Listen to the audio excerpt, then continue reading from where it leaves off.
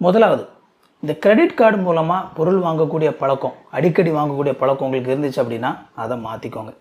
இந்த credit card இருக்கு இல்லையா, இது வந்து பயங்கரமான ஒரு மிஸ்லீடிங் டேர்ம். ஒரு 3 வார்த்தை சொல்லி அதை உங்களுக்கு எக்ஸ்பிளைன் பண்ணணும் அப்படின்னு சொல்லி நினைக்கிறேன். கிரெடிட், டெபிட், டெப்ட்.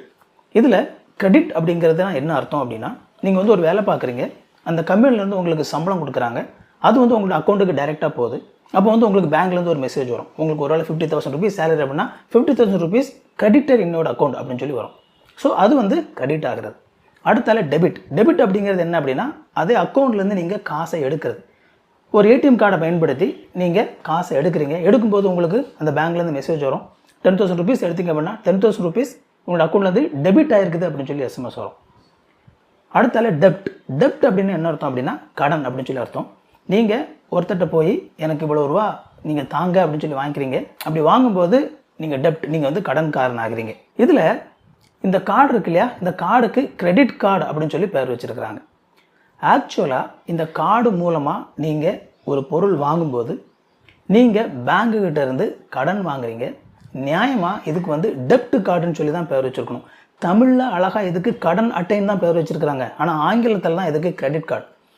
சரி, எதுக்கு கிரெடிட் கார்டு சொல்லி பேர் வச்சுருக்கிறாங்க அப்படிங்கிறதையும் சொல்லிடுறேன். பேங்க்லேருந்து அவங்க கொடுக்குற எக்ஸ்ப்ளனேஷன் என்ன அப்படின்னா, அந்த கிரெடிட் பவரை உங்களுக்கு நாங்கள் அந்த கார்டு மூலமாக கொடுத்துருக்குறோம். மீன்ஸ் உங்கள்கிட்ட பணம் இல்லை, ஆனால் அந்த பணம் இருக்கிற மாதிரியான ஒரு பவர் அந்த கார்டு மூலமாக உங்களுக்கு கொடுத்துருக்கனால இதுக்கு நாங்கள் கிரெடிட் கார்டுன்னு சொல்லி பேர் வச்சுருக்கிறோம்னு சொல்லி ஒரு எக்ஸ்ப்ளனேஷன்.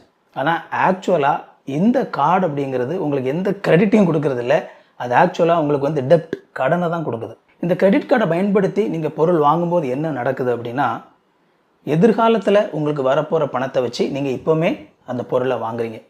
அடுத்த மாதத்தில் நீங்கள் வாங்க போகிற சம்பளத்தை வச்சு நீங்கள் இப்போவுமே அதுக்கான பொருளை வாங்கிக்கிறீங்க. எந்த ஒரு விஷயத்தையும் கவனமாக செய்கிறவங்களுக்கு பிரச்சனை இல்லை. ஆனால் இந்த மாதிரி தொடர்ந்து கிரெடிட் கார்டு மூலமாக நிறைய பொருள் வாங்கி பழகினவங்க, அவங்ககிட்ட கையில் பணம் இருக்காது, ஆனால் அவங்ககிட்ட இந்த கிரெடிட் கார்டு இருக்கிறனால ஈஸியாக என்ன செஞ்சுருவாங்கன்னா அந்த பொருளை வாங்கிடுவாங்க. இன்னொரு விதத்தில் சொல்லணும் அப்படின்னா, ஒரு பொருளை வாங்குறதுக்கான திறன் இன்னும் அவங்களுக்கு வரலை, ஆனால் இந்த கிரெடிட் கார்டை யூஸ் பண்ணி அந்த பொருளை என்ன செஞ்சிடறாங்க, வாங்கிடுறாங்க. அப்படின்னு இந்த கிரெடிட் கார்டு உங்களை யாராக மாற்றுது அப்படின்னா கடன்காரனாக மாற்றுது.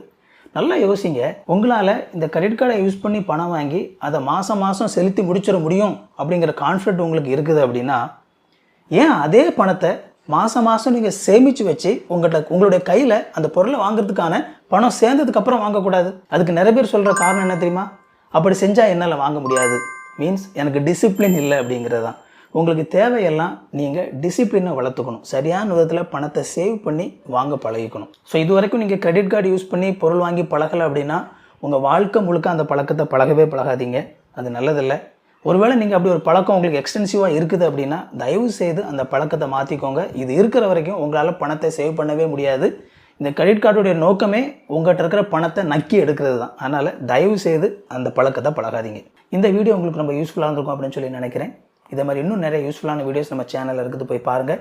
இந்த வீடியோ பிடிச்சிருந்தா அந்த வீடியோவை லைக் பண்ணுங்கள். இது வரைக்கும் சேனலை சப்ஸ்கிரைப் பண்ணல அப்படின்னா சேனலை சப்ஸ்கிரைப் பண்ணிக்கோங்க.